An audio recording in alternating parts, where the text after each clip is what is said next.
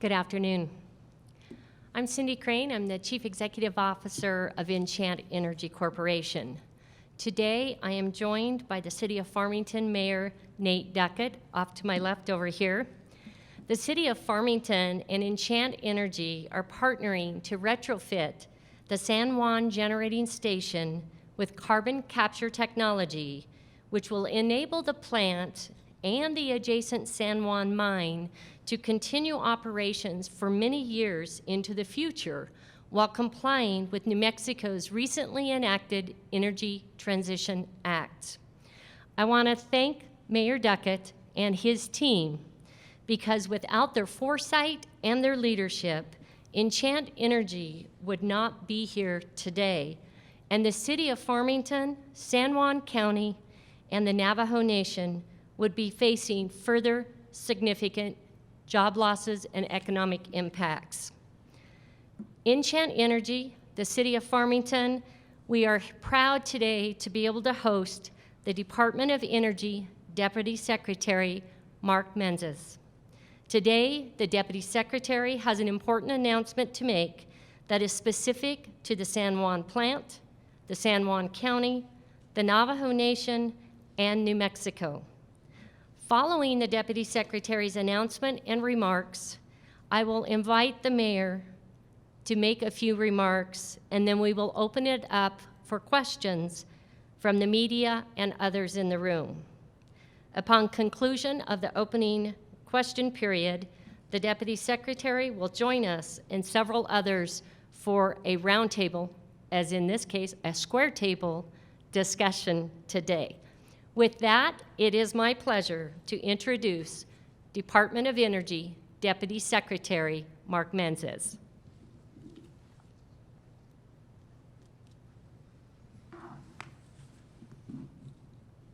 Well, thank you, Cindy, for that introduction, and it is indeed a privilege for me to be here today. I'm very grateful for the opportunity to be at this square table on carbon capture, utilization, and storage, or as we finally refer to it as CCUS. You know, as we work to protect the health and safety of our citizens, we have to continue our economic development. Of course, this includes energy. As we know, energy is at the heart of any economic recovery. It's at the heart of any strong economy. It's at the heart of national security. And as we move forward through this COVID pandemic, we've learned some important lessons. We've learned that we can focus on energy development while protecting the health and safety of our environment. We know that we can keep Americans safe as we reopen our economy, and we can make our energy cleaner while still using all of the fuels that we have. As you know, the President and the Department of Energy embrace an all-of-the-above fuel strategy when it comes to energy sources. You know, prior to COVID-19, under President Trump's leadership and vision, the United States had become an energy-independent nation and a world energy superpower. We became the world's largest producer of oil and natural gas, as well as its second biggest generator of wind and solar power. We have experienced an economic boom that drove wages up and unemployment down to unprecedented levels. And yet, at the same time, we led the world in reducing energy-related carbon emissions. By several orders of magnitude, I might add. It's not even close with the actual emission reductions of any other country. And how did we do it? I can answer that in one word: innovation. It's due to innovation we began producing more renewables and more low emissions natural gas than ever before. And because of innovation, we've made our coal cleaner. Rather than driving out fuels that produce emissions, we drove down emissions while producing from these same fuels. We want to build on that amazing progress, and that's why we're here today. CCUS is an incredible example of innovation, one that has the potential to drive emissions down to zero, making fossil fuels as emission-free as renewables. For those of you who understand the value of CCUS, the goal is commercialization, moving it out of the prototypes and into the marketplace. Now, one of the biggest hurdles, of course, is cost. We've done studies at the Department of Energy, came to the conclusion that we had to drive the cost of CCUS down by 50%. Due to investments that we have made over the years and the work of many, we have been able to reduce that down to 25%, but we need another 25% still to go on the costs. So we're investigating ways to utilize CO2 to enhance oil recovery. We're looking to convert CO2 into building materials, chemicals, and fuels. As a world leader in research and development efforts for these technologies, the department has invested cutting-edge, large-scale projects like the Air Products and Chemicals facility in Port Arthur, Texas, the Archer Daniel Midland ethanol facility in Illinois, and the Petronova coal-fired power plant in Texas. And through our Office of Fossil Energy, we're providing technical assistance for efficiency upgrades and CCUS retrofits to the Navajo Generating Station in Arizona, Coal Strip Plant in Montana, the Comanche Unit in Colorado, the Ute Tribe involved in a natural gas combined cycle unit, and of course San Juan here in New Mexico. And we all know the San Juan story. While Public Service of New Mexico plans to close the generating station and San Juan mine in 2022 and replace it with renewables capabilities, we've given an award to Enchant Energy so it can retrofit the station with CCUS while keeping both the mine and the station fully open. For both San Juan and New Mexico, this would be an absolute game changer, propelling them to world leadership in CCUS application. It would pay stunning dividends to the area, to Native Americans, and to the entire state as CCUS becomes a dominant energy technology. It would create more jobs at higher wages. It would generate more tax revenue for schools, for communities, for the state of New Mexico.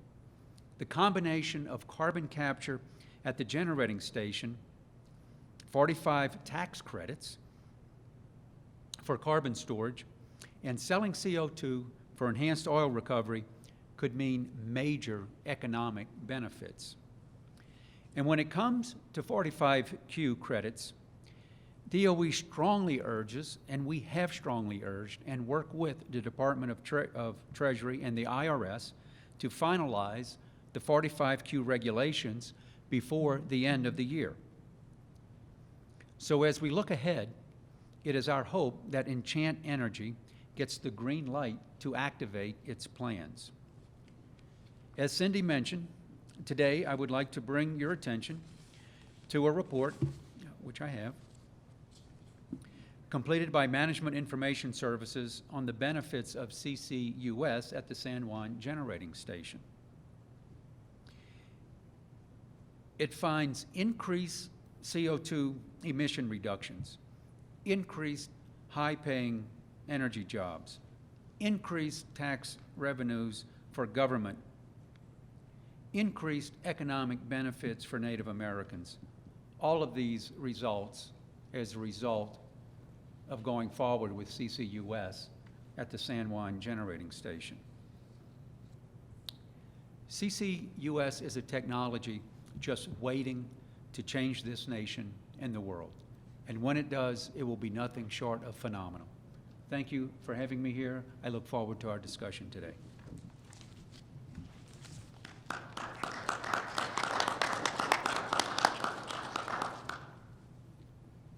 Thank you, Deputy Secretary. Prior to having the mayor come up for remarks, I do want to thank Vice President Leiser from the Navajo Nation. He is on the phone with us today. Thank you, Vice President, for being able to join us.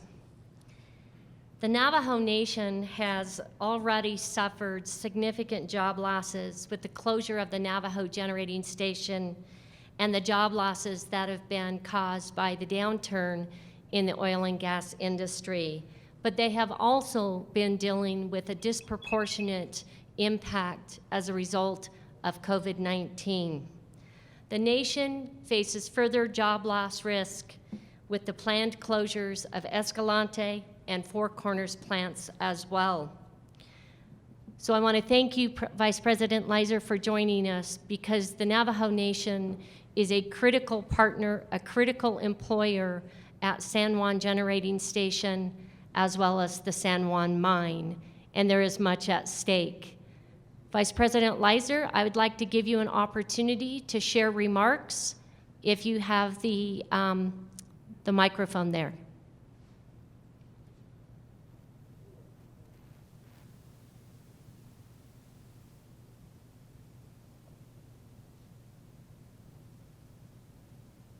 We'll give him just a moment here.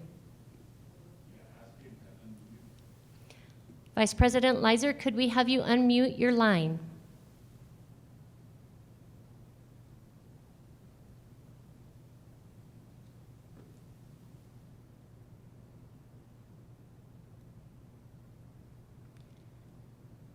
We will circle back with Vice President Leiser. I'd like to invite Mayor Duckett to share some remarks with us. Are you there, Vice President Leiser?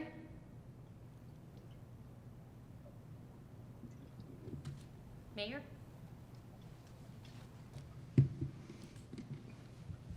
Thank you, Cindy. Thank you, Deputy Secretary Menzies. We appreciate you coming down here to New Mexico and spending time with us. And the report, of course, that you brought with you today is an amazing example of a lot of things that we've been talking about really since 2018, when we began the process of trying to find a merchant buyer for a coal-fired power plant, which at that time seemed like one of the most ridiculous ideas that anybody could come up with. And I've got staff here with me today. My electric utility director, Hank Adair, has joined me, as well as City Attorney Jennifer Burkell. And I appreciate their leadership in this mission as well. The City of Farmington has faced over the past decade job losses due to the continued decline of natural gas prices and activity in our area. As the Permian Basin began to pick up, a lot of our producers and oil field workers moved to Texas or moved to southern New Mexico. Many went to Pennsylvania, many went to North Dakota, and left a wide gap in our community in regards to our economic stability. Now, we're used to the booms and busts, having been an energy community for decades. Unfortunately, this had a whole new look to it as we recognize natural gas prices will remain depressed for as long as there's a huge supply of it across the globe.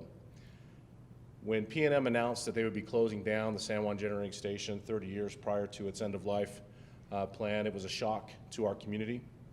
I actually moved to Farmington in 1993 because my mother rewed to somebody who worked out at Navajo Mine. And so the coal mine brought me to New Mexico, and now as mayor, interesting in that position, trying to fight for a coal mine and a coal-fired power plant became priority number one for my administration, for my staff, and for my community. For the miners and the engineers and the contractors and the 1,500 direct and indirect jobs that are associated with that facility, it cannot be understated the priority that this power plant has on our region, the impact it has on the level of education that's provided to our students through the tax base, the $50 million a year that it produces in taxes that are utilized for not just the school district, but local communities, the state, the $85,000 plus jobs, annual salary jobs. These are high-paying, economic-based jobs. But when you have 1,500 of those, it creates other jobs. It creates service jobs. It helps drive the community forward. And the thought of losing those, frankly, was unbearable. So we appreciate the leadership of Enchant Energy and the founders of the organization, that we managed to somehow come together, and all the rays of light were just happening to meet in the right place and provide an opportunity for something that, again, was the most ridiculous idea that anybody had heard of. CCUS was not something that was being widely spoken about during that time, and I can tell you from multiple trips to Washington, D.C., trips to Las Vegas for the RES 2020 conference, Moab last year, and discussion of these types of events and activities, the 45Q tax credit became the game changer. And so I would like to say thank you to our elected officials and the Department of Energy up in Washington, D.C. for having the foresight to say that this technology is the key if we're going to get an environmental win across the globe to reduce carbon emissions. And I'm excited that San Juan County and the city of Farmington and Enchant Energy, San Juan Generating Station can be that focal point for how this technology can be utilized on a large scale and then can be replicated not just in San Juan County, but across the United States and across the globe, where we recognize the U.S. does things better than anybody else when it comes to energy. We are the best. We have the best regulations. We're the safest place to extract these minerals, to extract these resources, and to put them into market. You don't have those same standards across the globe. And we've got to have a mentality of we've got to produce this here. We need to be able to transport it across the United States safely, whether it's natural gas on train and through pipelines or coal through train lines, whatever the case may be. We do it better than anybody else, and bringing it from overseas is not necessary. And I hope that San Juan Generating Station and the future that we have there represents a new beginning for the United States in energy through CCS technology. And we're excited. San Juan College is here with us today. And when we talk about education, there's no finer institution in the state that I believe in more than San Juan College and our School of Energy. And what they can provide to this project is going to be immense in training workers from across the United States, across the globe, to come and learn how CCUS can be that game changer for 24/7, 365 dispatchable energy, affordable, reliable power that's going to be there for everybody for many, many, many centuries. We'll just lay it out there like that. So thank you again, Deputy Secretary, for being here with us today. I'm excited about the release of the report, and appreciate State Senator Bill Scher for being here with us also. He's been a big supporter of this project from the very beginning, and we're excited to see when that ground is broken and we actually put this thing in the ground. It's going to be a big day. So thank you.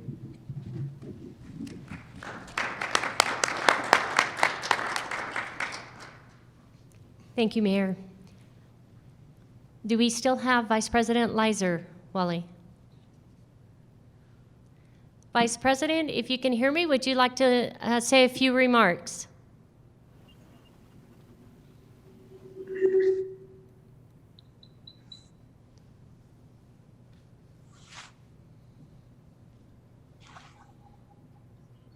Okay.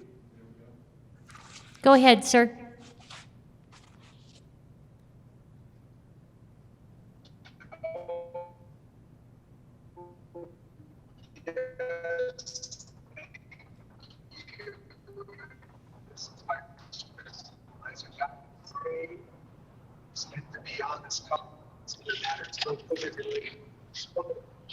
Okay, Letty Yate from Vice President of Navigation with the U.S. Department of Energy. And from us, in my meetings with us, it's always been, well, what does the nation want? What do you want? So I'm thinking, we just haven't come up with the right ask to put it out there. So certainly we're wanting to become more knowledgeable about the programs, pilot projects, demonstration projects that the nation is considering, this administration and the U.S. DOE. One of the things we want to learn about too, I don't know if this is the right forum in which to do that, the tribal lending guarantee program, if that's something that could be discussed or not. But yeah, looking forward to just being a sponge.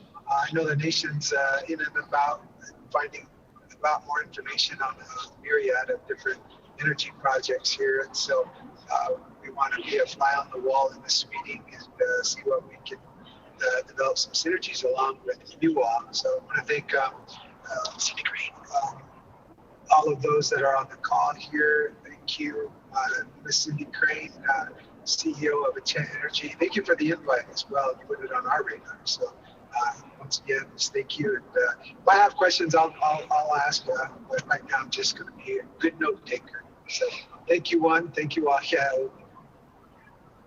Thank you, Vice President Leiser. Yes, Deputy Secretary, I'd like to address the question that you just raised. Well, thank you, Mr. Vice President, for raising the issue. You raise an issue that many folks have to deal with, and that is cost share. So when you apply to the Department of Energy, typically for a funding opportunity, this is an opportunity to be able to either do some basic research and development or applied science, if you will. And Congress has mandated that there's cost share in it, so that the applicant and the recipient actually put some money up into the project, so that it's both borne by the applicant and the government. And we have an Indian Energy Office, and we have a very vibrant program where we help fund energy projects, typically in the applied space, to our various tribes across the country. And typically it's 50-50 cost share. Well, with COVID, the Secretary and I had decided that, we were where, in the case of tribes, where they could make a showing that due to COVID, they either couldn't meet existing cost share obligations, or if they were applying to funding opportunities, if they were in negotiations after having received an award, that the department would be open, because the statute, Congress did give the authority to the Secretary to be able to reduce the cost share. Can't eliminate it, but we can reduce it. And so what we've done is we've modified our process to invite any tribes to submit an application and just make an application as to why it is that you would like to have some relief. We've set it up to make it as easy as possible. You can look at several things. One, energy cost. Typically, you look at energy costs of a tribe compared with the nation. As we know, that's usually high. That would be one condition we can consider. Current unemployment rate typically is another thing that we would look at. The loss of revenue as a result of COVID. But most importantly, really, any factor is outlined by the requester. So as long as you give us evidence so that we can find that it's necessary and appropriate, which is what the statute requires for us to consider reduction, we're more than happy to do that. So thanks for raising it. I thought it might come up, but I just wanted to make that announcement as well. So thank you, and I'm happy to answer any questions afterwards, Mr. Vice President, if you have any. Thank you. With that, I think we will open it up for any questions from the media to the Deputy Secretary, the Mayor, or myself.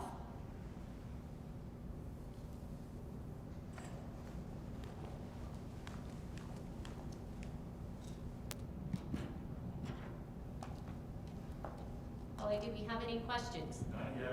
There's like a 7-second delay. So okay, thank you. Sure.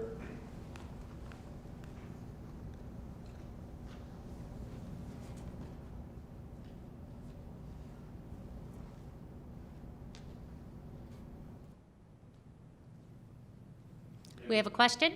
Yeah, James wants to know what happens to San Juan County if this project does not go through economically?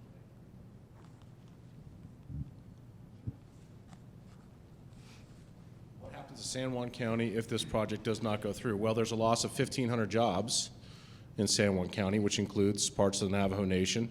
We're going to see CCSD School District take a hit for somewhere around, I think it's $8 million a year that they bring in from property taxes from this facility. You're going to see what I would call a degradation of the quality of life of the people who live in our area. You're going to see businesses inside the city of Farmington close down because those $85,000 a year jobs that exist at San Juan Mine and San Juan Power Plant help keep those businesses alive. I think when we look at the impact that COVID has had this past 7 months and what it's done to businesses, you may look across that landscape and say it could be a similar situation when you see those types of dollars leave your area. I would imagine that many people, these are very good blue-collar workers that we have in San Juan County. I imagine they will go find other homes elsewhere, so you'll have an exodus of people, not just out of San Juan County, but out of the state of New Mexico.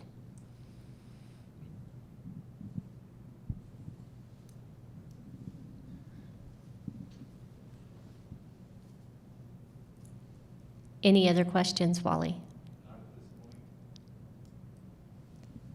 Okay, we'll give it just a moment, and then we'll conclude the questions section, and we will move into our square table discussion.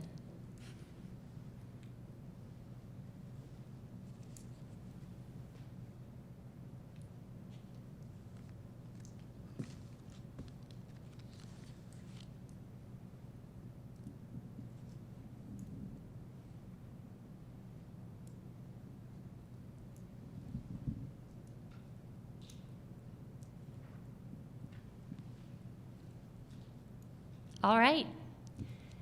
Appreciate everyone that's on the phone, via phone and Zoom. We'll go ahead and conclude the open session from now and move into our discussion. I want to welcome everyone that's in attendance, both physically here in the room as well as virtually with us, because we do have several folks on the Zoom as part of our conversation today. And appreciate and look forward to the discussion around the San Juan Generating Station carbon capture retrofit project. As a format, I would like to kick things off with some summary remarks that outline the project, its key attributes, and its status. I will then introduce all of our participants here in the discussion and on the Zoom virtually. And then I will provide each of our participants an opportunity to emphasize your role and your vested interest in the project and its success. Throughout this process, I would encourage questions with and from the Deputy Secretary and others, both on the Zoom as well as in the room. We don't want to stand on formality that we have to wait on questions, so if you want to just raise your hand, if you have a question you want to ask any point throughout the process. We do want to kind of deformalize this conversation at this stage going forward. So with that, I'll kick it off with some remarks about the San Juan Generating Station carbon capture retrofit project. This project exists because of under an existing agreement, the current and former owners of the plant legally committed to transferring all of the assets of the San Juan Generating Station to the City of Farmington by June 30th, 2022. In turn, the City of Farmington and Enchant entered into a signed agreement for Enchant to transfer 95% of the San Juan Generating assets to Enchant Energy, with the City of Farmington remaining with their 5% ownership of the San Juan Generating assets. Currently, the City of Farmington and Enchant Energy, as well as current and former San Juan Generation Station owners, are negotiating definitive agreements that will transfer these assets. Among those agreements is an early site access agreement that Enchant is seeking that would enable the carbon capture facility to commence construction in mid to late 2022 in advance of the asset transfer. The San Juan Generating Station, you may ask yourself, why San Juan Generating Station? Well, the San Juan Generating Station has a number of significant and favorable factors that position it well for a successful carbon capture retrofit. I want to highlight several of those, starting first with the stable, high BTU coal that is supplied by the immediately adjacent San Juan mine, and thank Westmoreland Mining for that, who is here with us today. The plant also has low NOx, SOx, mercury, and particulate emissions. And I want to thank the current owners for the investments that they've made in emissions control technology that position this plant very well. The plant is also located amongst a strong geologic formation that will facilitate direct sequestration and storage of CO2 that's captured. But it is also located nearby the Cortez CO2 pipeline with access to the Permian Basin for enhanced oil recovery.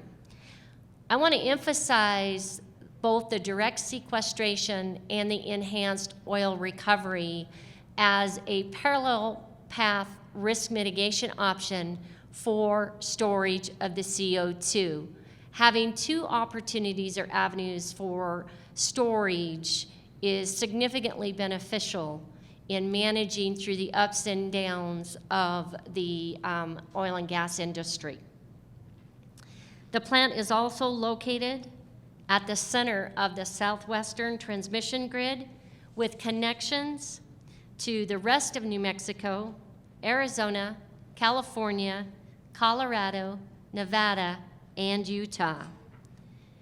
And that the fact that Enchant Energy has been given the opportunity with the city of Farmington to acquire 95% of the assets for essentially $1 is a game changer when it comes to looking at the project economic viability.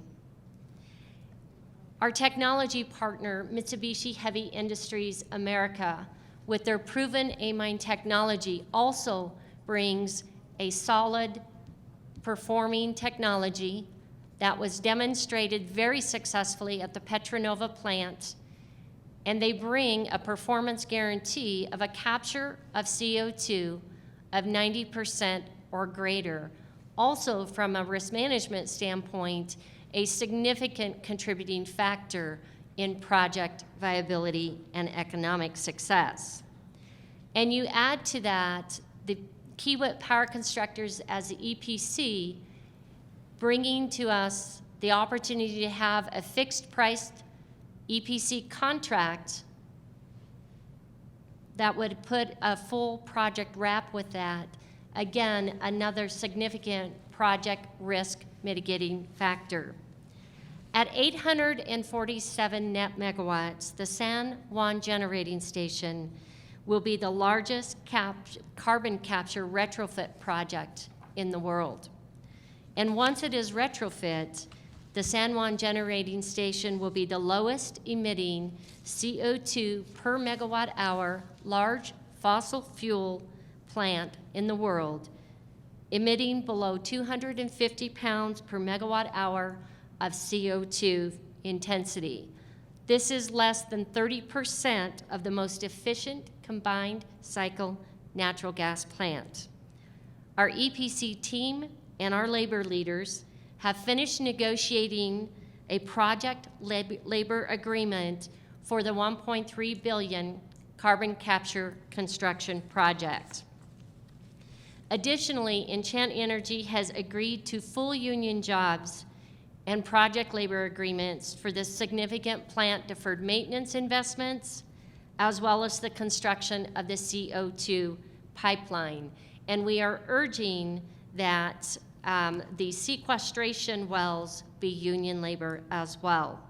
So in the end, the San Juan Generating Station will provide low cost, low emission, reliable electricity to New Mexico and the western United States while preserving approximately 1,500 direct and indirect jobs, significant annual tax revenues, including those for the critical revenues for the Central Consolidated School District, and it will add approximately 2 million project work hours during construction. We have initiated our permitting. We are supported in that by the Federal Permitting Council, and we have conducted consultations with the DOE Loan Program Office, as well as the USDA Rural Utility Service Office for low debt financing. We have partnered with the Bank of America, the leading tax equity institution in the United States, and we want to extend our thanks to the Department of Energy for the 2 cooperative funding agreements that have been awarded to date, one for the FEED study for which we've completed the design basis and are currently doing stack testing, and the other for the drilling of the CO2 sequestration test well, which Dr. Emapa, the lead investigator, will discuss in more detail with us later. We are in negotiations with parties for electricity as well as CO2 offtake agreements. So in summary, I believe that the San Juan Generating Station carbon capture retrofit project is well positioned for operational and economic success that will provide low carbon emissions electricity. It will maintain and it will grow jobs, and it will provide local tax revenues and economic development. I would like to now introduce our participants.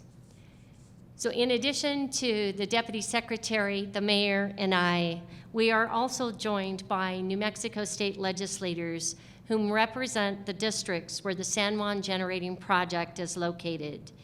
First, we have Senator William Scher, who is here in person. Thank you, Senator. And I believe on the Zoom electronically, we have Representative Anthony Ellison, who may or may not still be on the Zoom, and we have Representative and Minority Whip Rod Montoya. Also joining us via the Zoom, who has great interest in statewide economic development, is Representative and Chair of the House Commerce and Economic Development Committee, Antonio Maestas, also known as Mo. I will introduce you to Peter Mandelstam, who is Enchant's Chief Operating Officer, and as the Mayor indicated, Hank Adair, which is the City of Farmington's Electric Utility Director, as well as City Attorney Jennifer Breckall. We also have our Senior Vice President and Project Director, Sean McCone from Sargent & Lundy, with us today in the room. Sargent & Lundy is a critical partner with us as well and is doing a significant amount of heavy lift on the FEED study, and as well as did the pre-feasibility working with us there as well. We have Operations Vice President Jeffrey Kukura and Corporate Counsel and External Affairs Manager John Hurrell, and they are both here from Westmoreland Mining, also a critical project partner as we are moving forward. We have Dr. William Ampapa. Did I pronounce that right? Probably not. From New Mexico Institute of Mining and Technology, and he is the lead investigator on the San Juan Basin Carbon Safe Phase 3 project, which is ensuring safe subsurface storage of CO2 in saline reservoirs. And then representing our critical partnership with labor, here with us is Jacob Evanson, the business manager for Boilermakers Union Local 627. And last but by no means least, we have Dean Alicia Corbell joining us from the San Juan College School of Energy. Dean Corbell conducted a study very early on in this process of the benefits and or impacts as well for the San Juan Generating Station, either shutdown or carbon capture project. She is also heading up workforce training, which has begun this year, and the School of Energy will be training our carbon capture workforce and hopefully training the carbon capture workforce for around the country as we advance these installations. So with that, I want to give the mayor an additional time on the floor if he has any additional remarks. Otherwise, we will move to our legislators. Thank you, Cindy. I don't have any additional remarks at this time other than to say thank you again for putting this group together, and I appreciate everybody's part that they have played in this project up to this point, and recognize we still have some miles to go to get this across the line, but it is those partnerships that are really critical, and I think we formed a really good foundation in order to get this project done. So thank you. You bet. Appreciate that, Mayor. With that, Senator Scher, I'd like to give you an opportunity to talk about the project, the importance of that, and any general thoughts that you have. First, thank you very much. Thank you, Deputy Secretary. So one of the big things that I think we need to think about and address here is the economic development opportunities here. This not only is going to save 1,500 jobs in San Juan County, but potentially grow New Mexico, as the Deputy Secretary pointed out, as a world leader. We make this thing happen here. All of a sudden, we become the world leader in carbon capture, use, and sequestration. And I mean world leader. There are places all over the world that are looking at this, thinking about it, but they want to see it really happen. And this is where it can really happen.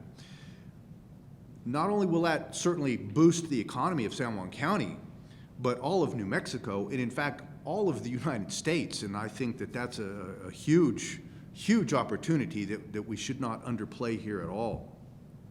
The School of Energy that we currently have at San Juan College right now was really built for onshore drilling, oil production opportunities. But they have an incredible skill set of people there. In fact, today you can learn how to run the power plant and do all of the safety issues while at San Juan College. You don't have to go turn off safety equipment at the power plant or the mine to figure out what's going to break. You can do it at San Juan College where it's safe. These are enormous, enormous potentials for growth in the whole world.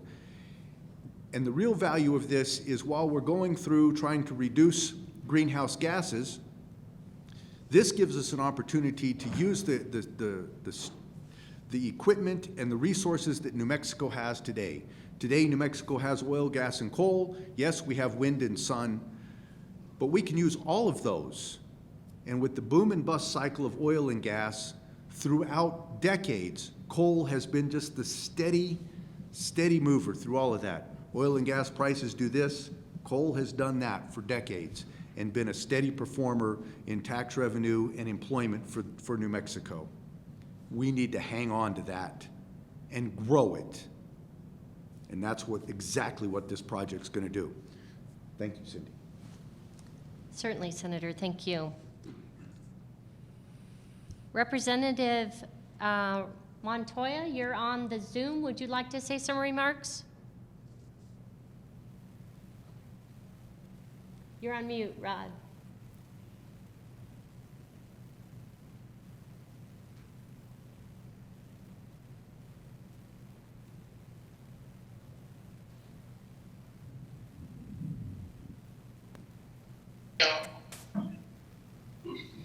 Representative Montoya, you're on. Well, I'm not sure if you can hear me. We can. But I'm watching on Facebook. I'm having trouble with the volume from your end, but just want to reiterate what Senator Scherer said. These jobs are very, very important in San Juan County, whereas the majority of folks who live and work in San Juan County have been. Montoya, you're on. Can you hear me? Well. Yes, we can. I'm not sure if you can hear. Okay, there's a delay now, so I just now heard myself. If you can hear me, I'm gonna just say I'm a former 32-year coal miner, and those are some of the best jobs, especially on the reservation. Majority of the workforce, both at the power plant and the coal mine, is Native American. And the jobs there, they're more important than a job for you and I. That job for the folks out there is folks who are supporting sometimes multiple generations, parents and brothers and sisters and their families. So anyhow, if I really appreciate this effort. It would nice to lead the world in something good, and I think that's what I'd really love to see here is New Mexico lead in the carbon capture technology that can help in India, Russia, China, everywhere where they're going to continue using coal. So with that, thank you for Mr. Secretary for coming to New Mexico and for taking up our cause. Thank you, sir. We also have Representative Maestas. Mo, are you on the line?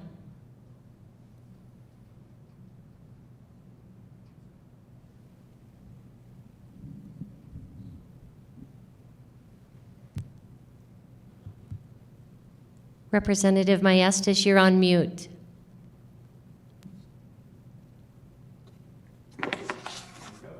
Thank you, sir.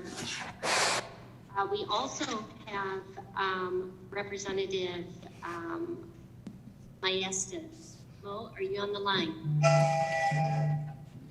Yes, thank you very much for having me. This is a thrill, and I want to thank you, Deputy Secretary, for coming to New Mexico, and welcome, and thank you for your focus on the San Juan County region. It's such a beautiful region, and it's far from a lot of places, but it's connected to a lot of places. Electricity in Vegas, Nevada, California, Denver, as well as New Mexico, and we're just thrilled that this cutting-edge technology is coming to New Mexico. There's just a fantastic leadership team in Farmington, led by the mayor and the leaders of the workers there at the plant, and then of course the new company that's coming in. Talking to all the folks in Albuquerque about this project, they're just incredibly excited.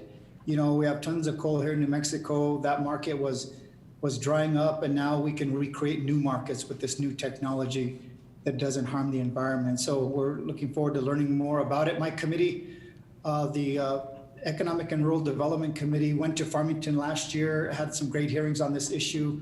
We're gonna have a virtual hearing coming up, I believe October 19th, to learn more about it and do everything we can at the state level to help our friends in Farmington, which, as you know, Deputy Secretary, was boomtown USA in the 80s. It's taken some economic hits, but it can return to its heyday because the folks there work tremendously hard and are driven to developing that region into a new era of economic growth. So thank you. Thank you, Representative.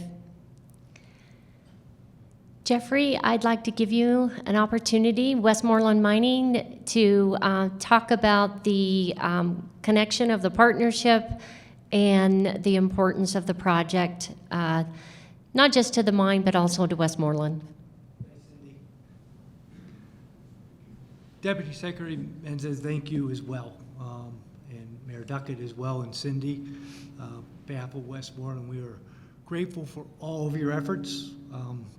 I can share some personal stories, being that I was at San Juan for a couple years, and when that announcement came out to where we are sitting here today is truly a tremendous accomplishment, and it's to all of you. So again, thank you. I could echo a lot of the things that were said around the table already, the number of jobs that will be saved, the innovation going forward. You talk about leading as a state, leading as a nation, leading as a world. We all see that. What I want to talk to you about today, and what I really want to express to you, is I get the pleasure of representing about 270 employees at the San Juan mine. Many of you may not have known, some of you have seen, but over the course of the last 2 years, as we've gone through a lot of townhouse meetings, as we've gone through a lot of meetings at the Capitol, our employees showed up. They would come in numbers. They care about San Juan. They care about that mine. If you're fortunate to actually meet any of the miners, you see that they care about their family and they want to drive forward, and they believe in this technology. And on technology, at the San Juan mine, it's one of the safest mines in the U.S. I've got 33 years in the mining industry. You can go look it up. We're well below half the U.S. national average on total incident rate or lost time incident rate. I was sharing with Mayor Duckett right before this started on innovations. The mine has the ability to monitor the gas behind the gob, continuous monitoring with injection of nitrogen to ensure the safety and well-being of every employee. So I thank you for that opportunity, Cindy, for coming here today. 270 employees, thank you very much, and we look forward to working and providing at least 12 more years, if not more. Jeffrey, can I have you talk about the expansion that the mine would be able to undertake as part of supporting the supply for the project? Yeah, so what Cindy's talking about is, right now, I don't want to get too technical, John, or my colleague said I can't talk too much about mining, but we mine in districts. So we're currently in the 400 mining district. It's the last district that we're in. So what we have to do is we have to open up a new area. That area, I'm glad to inform you, is already permitted. We've already had the EIS completed on it, so we control the reserve and the resources. There is over 60 million tons in the remaining reserve, which easily satisfies the 12 years. What we'll begin doing is rehabilitating a portion of the mine that allows us to access the new district. We have started that process already. We've invested a lot of time, effort, and labor. Our next steps will be to actually install a conveyor belt and begin mining. We're looking to do that hopefully sometime early Q1, Q2 of 2021 next year. We'll develop that out over a period of about 2 to 2.5 years, and we are looking at a continuous supply of coal between that time and when the CCUS stops. So there is no interruption in the ability to provide the power, as Mayor Duckett said, the safe, reliable power. Does that answer you, Cindy? Yeah, and Jeffrey, that is an investment that Westmoreland is making of the size of. So altogether, we're probably opening that up, not counting any of the coal or that. We're looking at a capital investment of about $165 million. So Deputy Secretary, that is in addition to the numbers that we provided to you from an investment standpoint on the plant, the carbon capture, and the CO2 pipeline standpoint. So again, very extensive capital investment to be undertaken on all fronts there. Thank you, Jeffrey. John, did you want to add anything?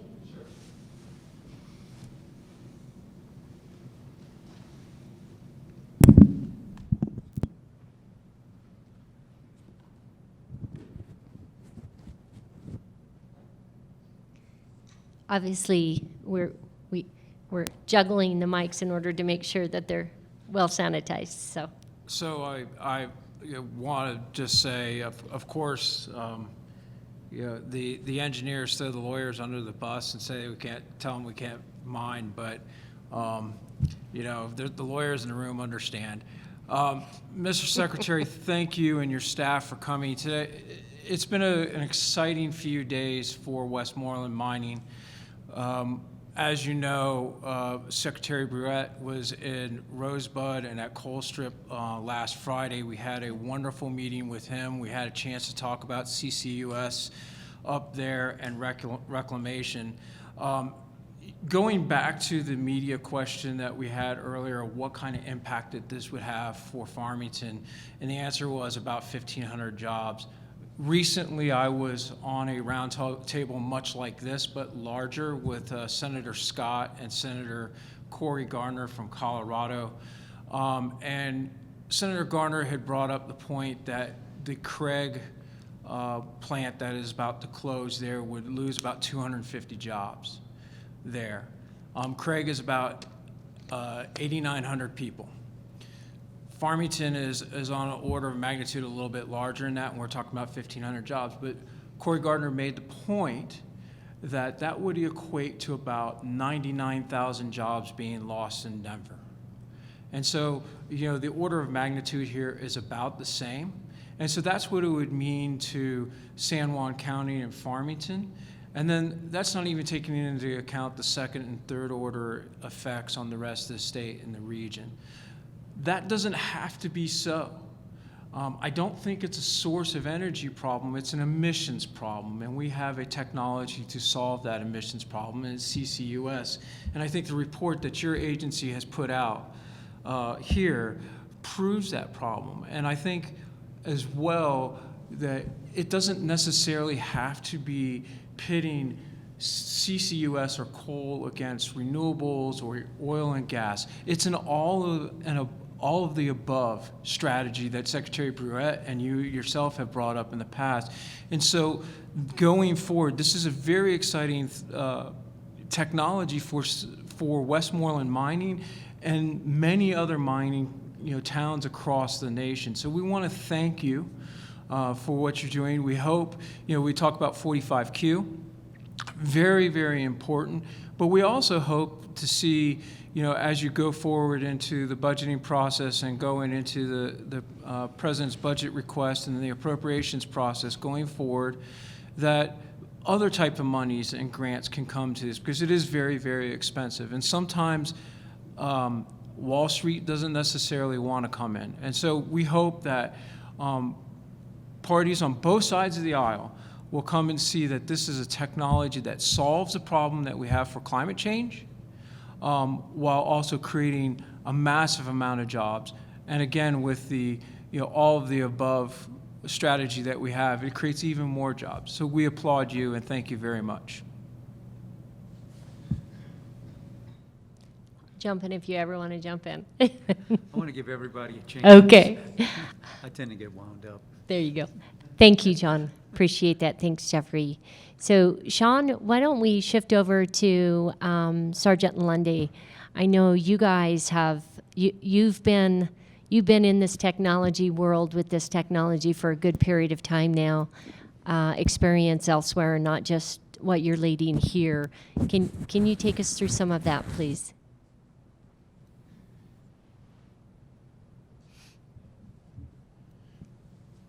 Thank you, Cindy. I'd be happy to. I think John made a really good point there in referencing an all of the above solution. In our view, and Sergeant Lundy's been in the power business since 1891, so we feel like we know a little bit about electrical generation. Our founder worked for Thomas Edison before going out on his own. In our view, there is no one solution to moving us forward and getting to a net zero carbon world. It's going to be a combination of things. People talk about bridge technology.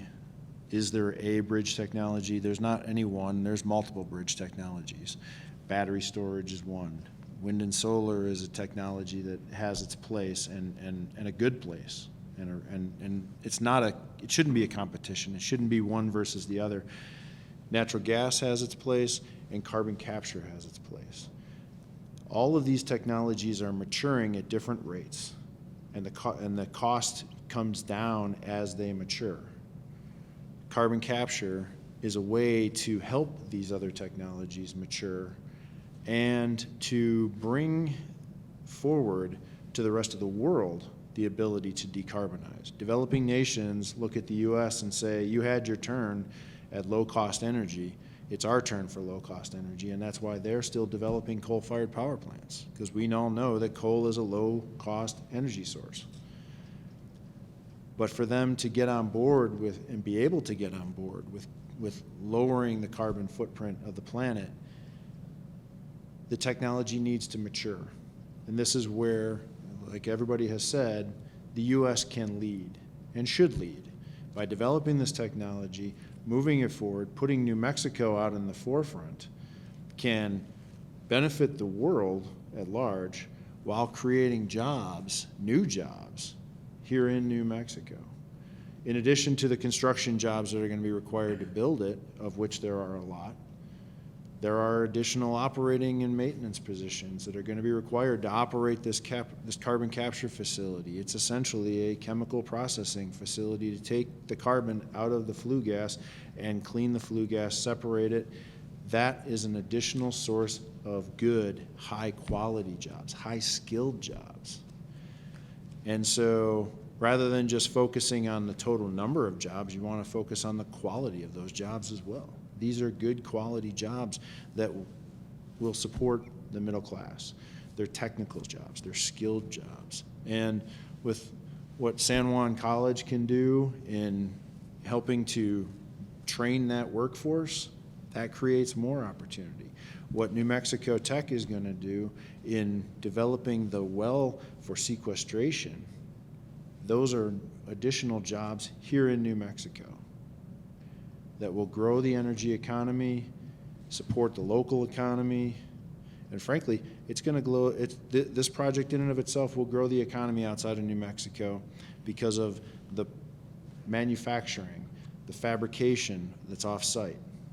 The union labor that's going to be required to build it goes beyond a lot of trades that frankly don't have a place in all these other technologies. Boilermakers, pipe fitters. There's always electricians because we're doing electricity, but are there more? Yes, there are. And so these are good, skilled construction jobs, a lot of them, that are going to bring a lot of tax base to New Mexico.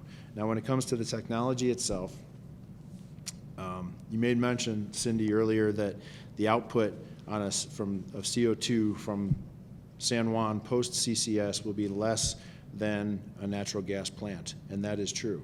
When it comes to dispatchable generation right now, the forefront is the most efficient combined cycle power plant.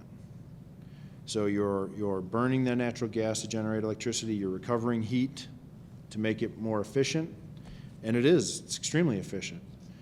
But the output that we will have at San Juan is on the order of a third of the most efficient combined cycle plant. So take the output from that, divide it by 3, and that's where we expect to be. And to those who would say this is not a proven technology, it is a proven technology. In the power sector, it's a new application of a proven technology that's been in place for decades in the oil and gas industry. Amine technology is not a new invention. It's simply a new application. Petronova proved that it works. They set out to capture 90% at a 90% efficiency rate. The report that the Department of Energy and Petronova published not too long ago documented 92% actual capture efficiency. They beat their design basis. So that is taking it from its previous use and bench testing, taking it to utility scale with a 240 megawatt slipstream off of a full-size unit. The next step is what we plan to do, which is to go full scale, the full unit, and capture it. 90% is our target, and we will get there. It's proven. Appreciate it, Sean. Thank you. And, maybe putting the explanation point on jobs. Jacob, would you like to talk about the importance of the jobs and the skilled labor of these jobs?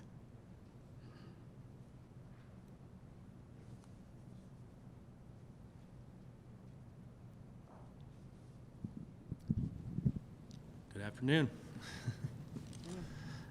Thank you for coming to see us today. We were very glad. I represent the labor for New Mexico up there, the Boilermakers part of it.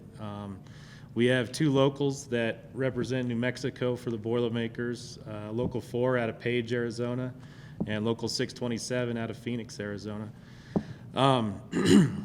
San Juan Generating Station has been a lot of work for us over the past several decades. The first time I went to Farmington, New Mexico, my dad was traveling to San Juan to go to work. I'm a 3rd-generation Boilermaker, and I was happy to be dispatched out there to a project in 2006 when they started the environmental project for the bag houses out there. And then finished my apprenticeship program, and then got appointed to apprenticeship instructor and now the business manager for the area. The Boilermaker jobs in the area, we represent Arizona and New Mexico, and we have a lot of Navajo members with our local. Local 4 out of Page, Arizona has about 98% of their local is native Navajo members. About 65% of our local is Navajo members, so we have we recruit from those areas. We recruit from San Juan College. We've had a lot of people come to our local and join the apprenticeship program from San Juan College. We've had a lot of people from Northern Pioneer College join our local. The jobs in the area, we We have good paying jobs. It's $65 total package, $35 an hour wage. We have pension, annuity, health and welfare, vacation pay, and for the projects when we have them, like when we had the SNCR and we were doing the projects for the selective non-catalytic reduction up there, we had 420 Boilermakers dispatched between 4 different contractors on site. And that's just to start. We do a lot of the maintenance. We have full-time maintenance employees on the project. We have full-time maintenance employees on a lot of the coal-fired power plants in Arizona and New Mexico. And we do wish to continue those projects. So we want to see this go through. We want to have this project go through and continue to be able to do this project and maintenance and continue to have those high-paying careers and jobs in the area of Farmington. So that's all I have. Appreciate it. Thank you, Jacob. Hank, you have a long history at San Juan Generating Station and in the area. Is some perspectives you want to share?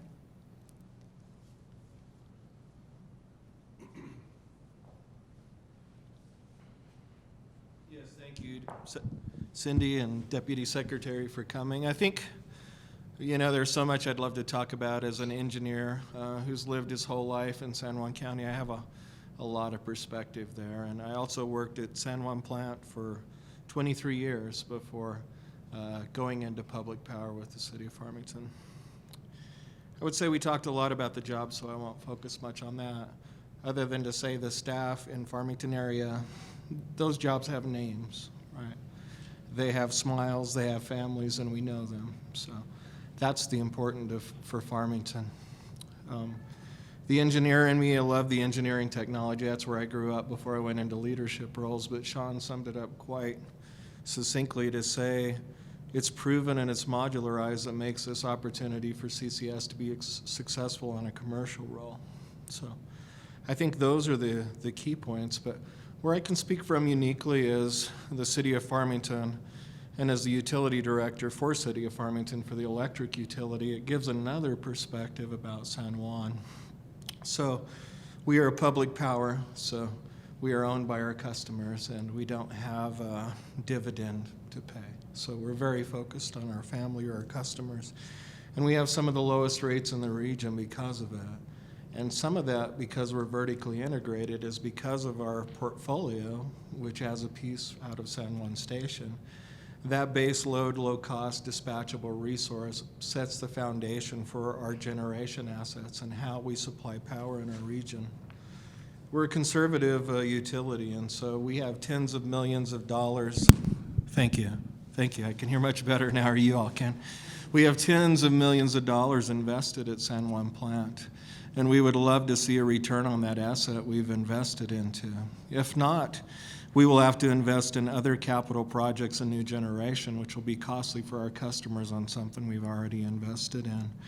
And frankly, keeping our rates low is critical to our economy on a secondary scale. Low rates are what drives a lot of businesses to pick locations. And so it's important to us to have San Juan as part of that portfolio. Thank you, Cindy. Thank you, Deputy Director. Thanks, Hank. Jennifer, anything you want to add there? Okay. I want to shift gears over to Dr. Ampa. Oh, I'm totally mutilating your name, I know I am. And talk about the Carbon Safe Phase 3 project for the sequestration well. I know we had a really good call on it the other day. And so kind of talk about where we're at right now, where we're going, and what it looks like from a time scale and a path forward, if you could, please. Thank you, Cindy, for inviting us to be part of this program. And thanks so much to Deputy Secretary. New Mexico Tech, we've benefited significantly from Department of Energy.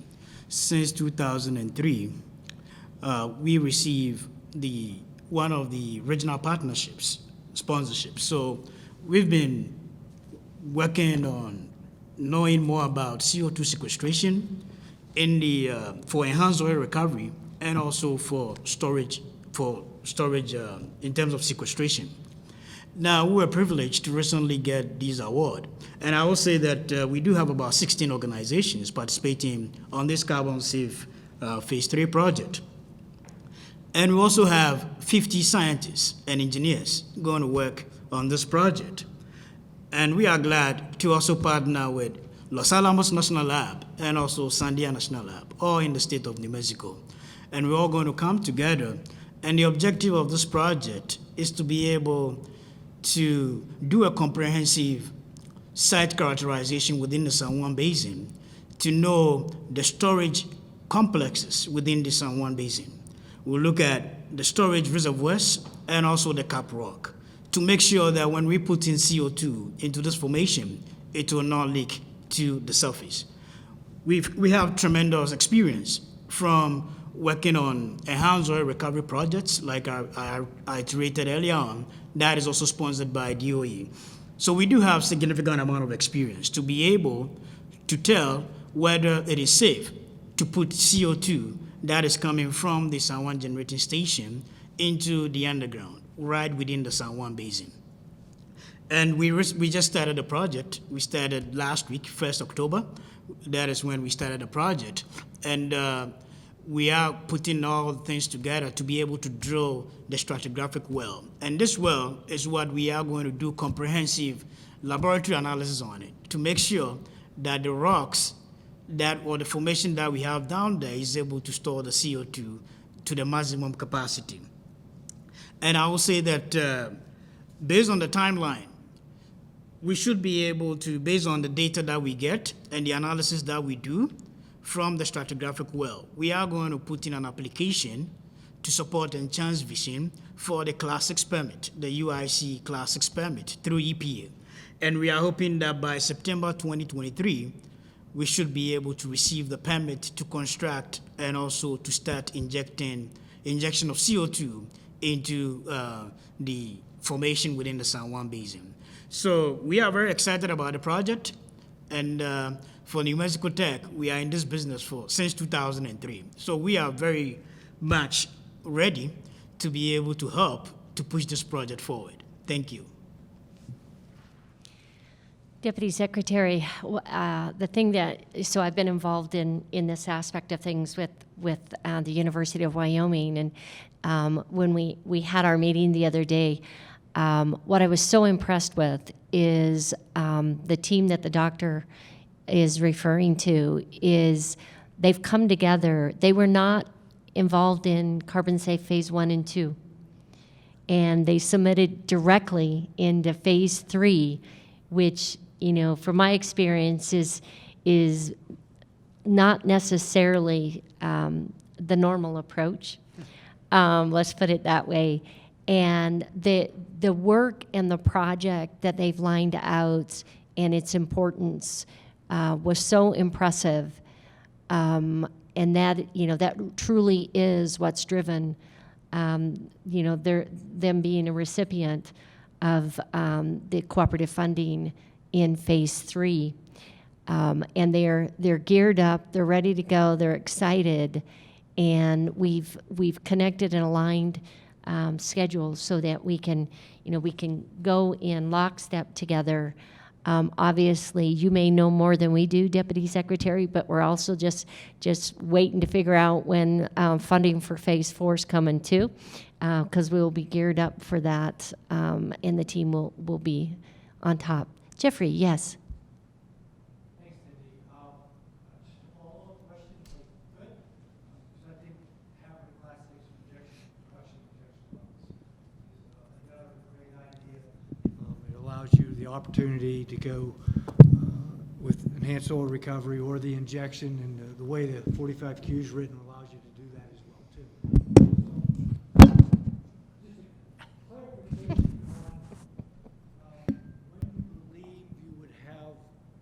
Production well available.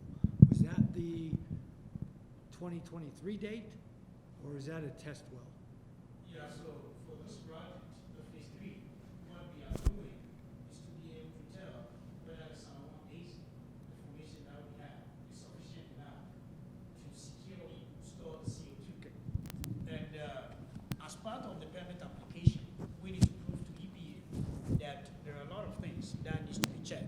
So if we checked all of it, and we did a preliminary work, like Cindy was saying, we went into the phase 3. We didn't go for phase 1, and we didn't go for phase 2.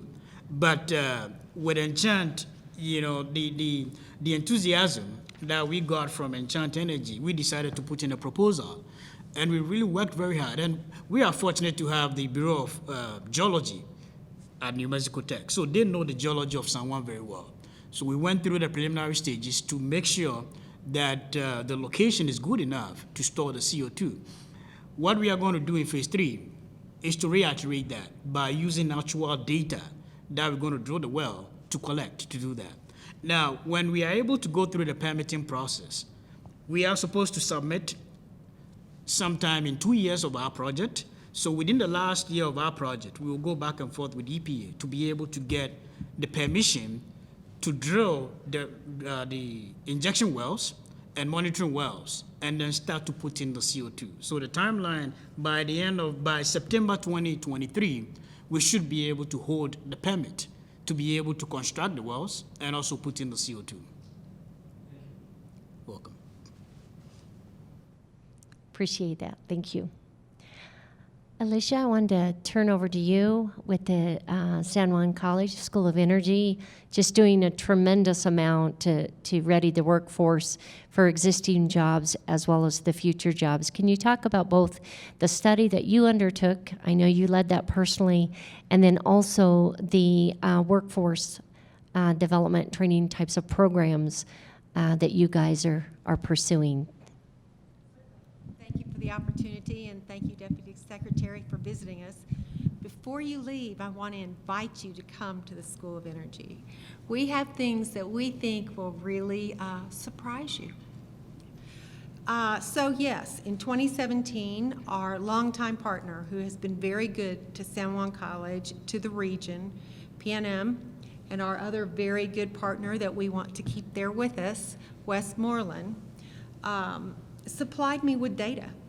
Anonymous data, but it was their payroll information, it was the demographics of their people, because PNM had announced their intention to exit SJGS in June of 2022, and we wanted to know what was coming. Was it going to be the dam bursting or just the river flooding, right? And what we found was more than what we expected. So the average age of the plant and mine worker at that time was 47. Typically, that doesn't give you a lot of time to reskill and make a new life for yourself. 40% of the employees are Native Americans. They earn between, on average, $85,000 to $86,000 a year. At those hearings, they come with their families, and if that does not bring a tear to your eye, well, it will. I'm just going to tell you it will. And we've been training those workers for the plant, literally for generations. They're our family, okay? And at the School of Energy, 40% of our students are Native American.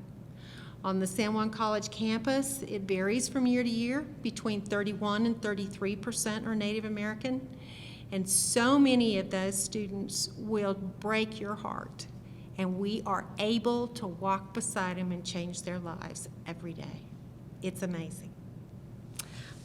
So we have instrumentation controls and electrical technology that will play a vital role in the plant. We have industrial maintenance mechanics. We've got the mechanics out there that work on the turbines and do the nitty-gritty. And then we've got the process operators. And we have knowledge of amine technology and processes, and this is another step in the progression for us. When we announced the signing of our MOU, my phone rang off the hook. The community supports this endeavor.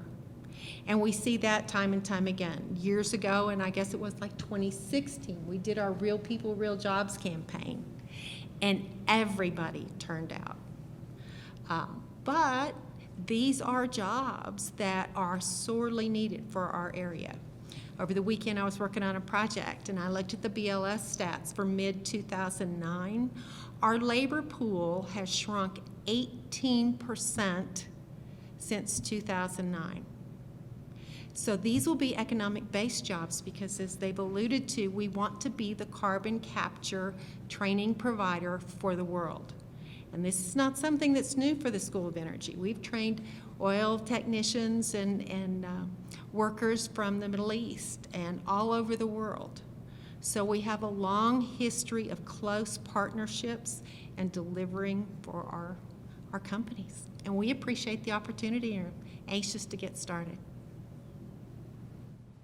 Excellent. Thank you, Alicia. Alicia, could you talk a little bit about the MOU that we and the City of Farmington and you have signed? Yes, and it's something we really appreciate it, but it lays out a close collaboration and partnership with Enchant Energy that will allow us, step one, to review our current curriculum, which we think is going to be pretty much on target as far as the plant operations goes, but we're always looking to tweak and augment. Then we will begin the joint development in conjunction with subject matter experts supplied by Enchant to write the carbon capture and sequestration training, and we'll be offering, with the board's approval, both certificate and degree programs in those areas. Then we'll go back and look at our instrumentation controls and our mechanics. We offer online commercial construction safety degrees and occupational safety, and we know that those will be in demand as well. So it's going to be a wonderful opportunity for the School of Energy. Thanks for that question, Peter. And with that, Peter, are there some, Wally, did you have a signal for me? Yeah, I believe Representative Allison is on. Oh, fantastic. Welcome, Representative Allison. I'm glad you could join us. If you would like to make some remarks, we will open up the mic for you. We're very pleased to have you.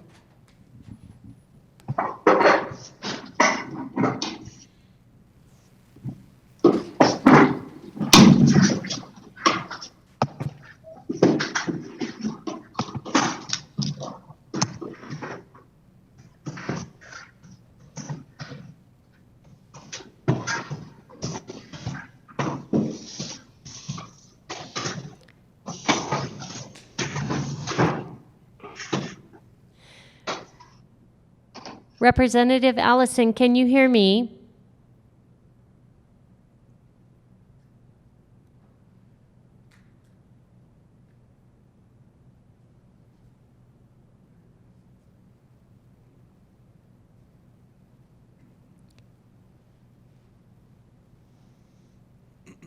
Representative Allison, we want to welcome you to the roundtable discussion on the San Juan Generating Station carbon capture retrofit project.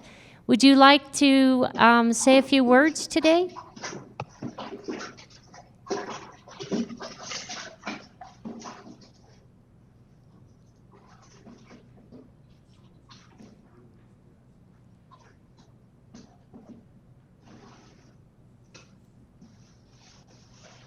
Okay.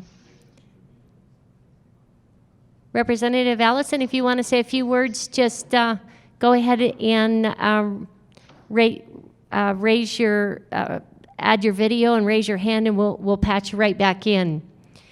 Appreciate that. Thank you.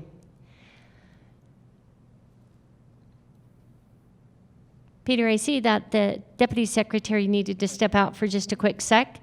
What I was going to do is maybe have you weigh in on, you've been here in New Mexico on the ground for Enchant for right at a year, working very closely with folks. So give you an opportunity also.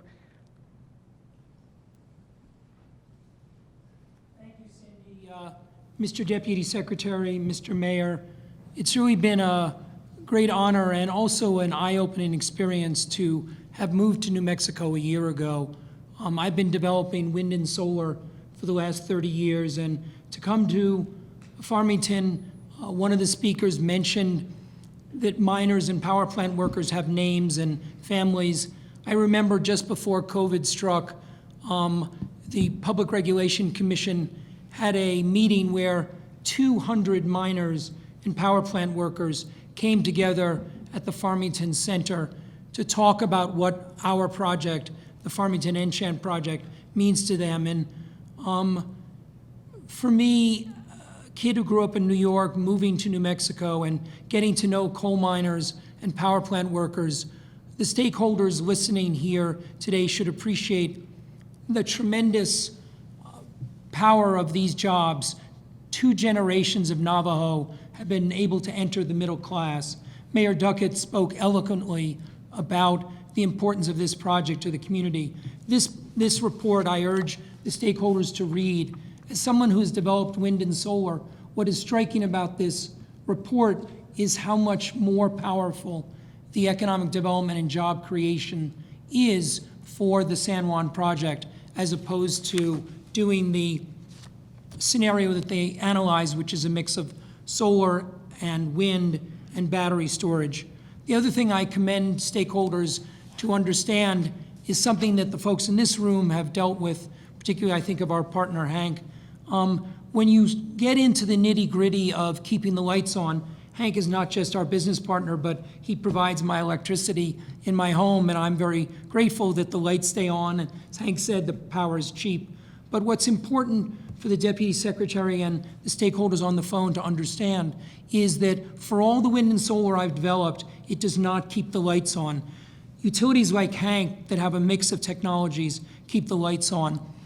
The San Juan generating station plus carbon capture will keep the lights on.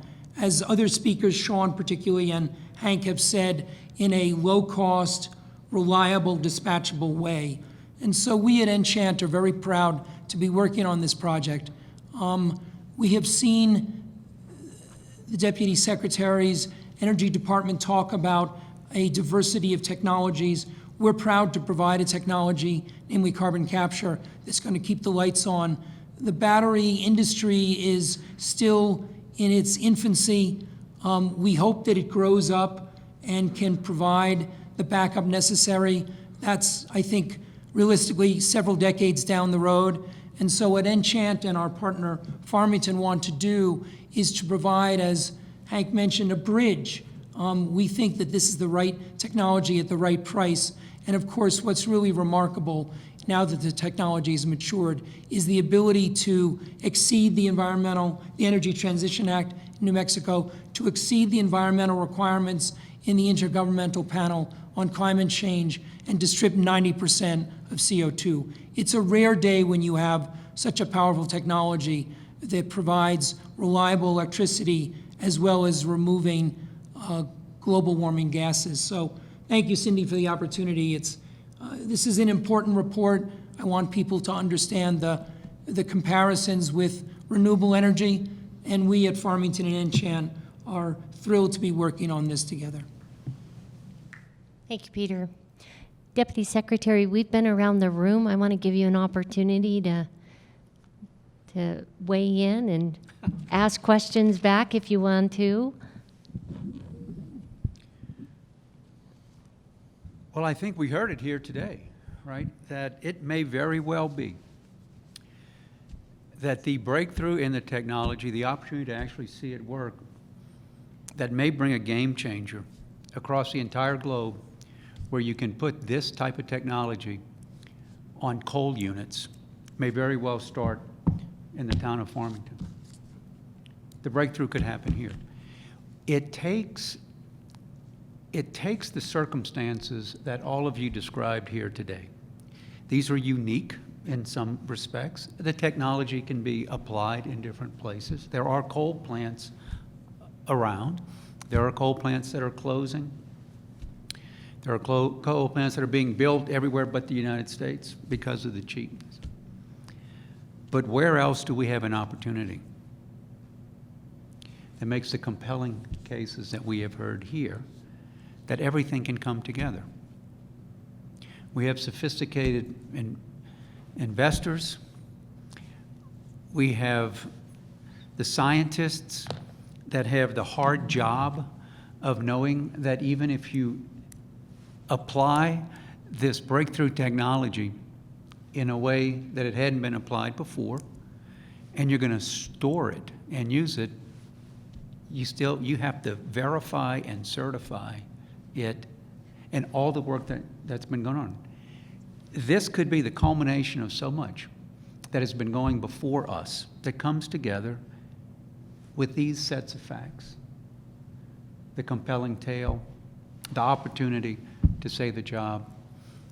We're not in the East where we're fighting with ISOs and RTOs or any of this kind of thing. We're not on the West Coast where things are being banned completely. And I would just say that this is, I think, the opportunity, but you can see it takes all of us. It takes all of us working together to get this done.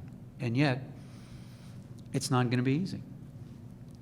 Because one would think, well, why don't we just go forward with it, right? And yet we know that we still have some hurdles to meet.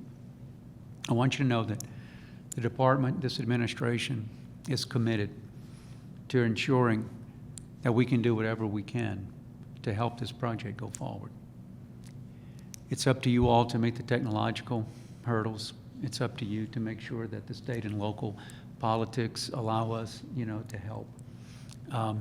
It's up to you to convince your federal senators as well to make sure that there is sufficient federal resources available. So this has been very edifying. It's been very rewarding to hear the commitment and the depth of knowledge and passion, that you all have here. But that's what it will take. That's what it will take. And so I want to thank you for having me here. I will take all this back. Of course, the Secretary knows where I am. The White House is aware of what we're doing here today. And I think it's, I don't see any necessary hurdles, right? So thank you. There's probably harder things to do maybe in life to get additional monies out of the department. I mean, I don't know if I can name them, but we will see what we can do. That's all we can ask for. Mayor, would you like to say some last words or anything? Of course. We talked about the economic impacts it would have if it closed, and one of the things that's been really important here in our city, in 2014, we took a approach to rebrand our community. And we did this because as an oil and gas energy community, Senator Scher said it best, coal's always been consistent. So it's the oil and gas market that's really led to the boom and the bust mentality. And when the bust hit and didn't seem like it was going to come back, we went on a mission to try and rebrand who Farmington is. What are those things that we're proud of as a community that we could put out to the world and remarket ourselves? And on top of having an abundance of natural resources underneath the ground, we have an abundance of natural resources above the ground as well. And that's through our rivers and our canyons and our lakes and just the beautiful vistas that exist in the high desert up there. When you're looking at economic development outside of the energy sector, economic development in and of itself is a very hard nut to crack, especially when you're in a small community and you don't have a lot of funds to put to it because you're trying to keep low tax, to keep taxes down and manage your city in an appropriate manner. I've looked at the closure of this plan as though it would be the cutting off of a leg for future development of other markets that are available in Farmington and being able to promote us as a community beyond energy. And without those people there, without the money that's flowing through the community, your economic development plans take a huge hit. They're almost crippled, so to speak. So I just wanted to make sure I pointed that out.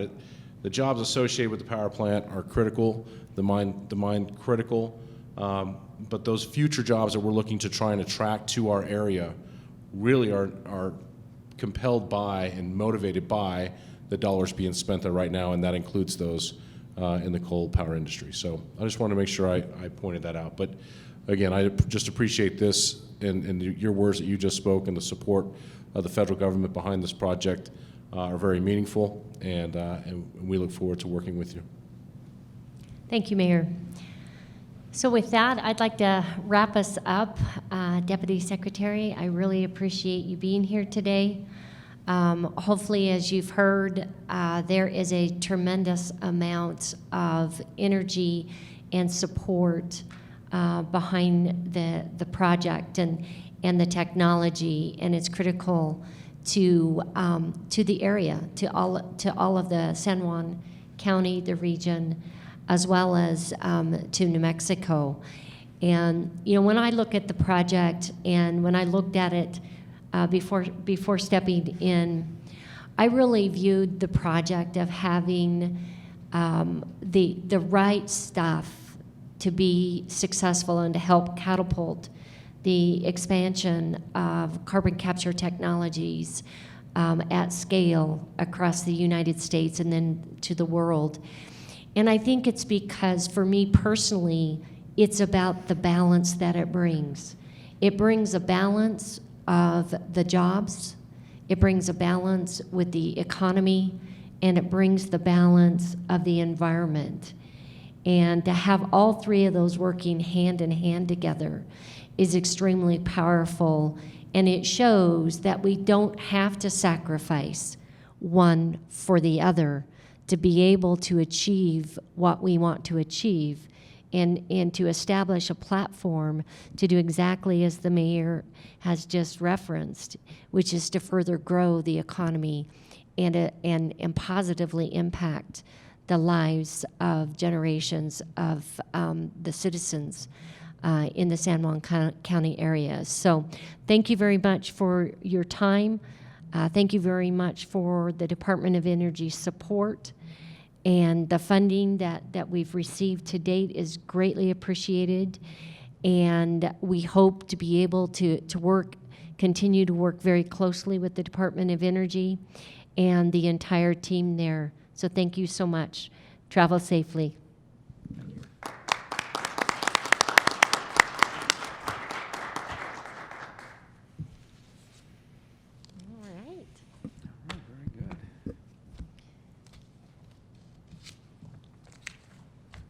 Giving you some time back.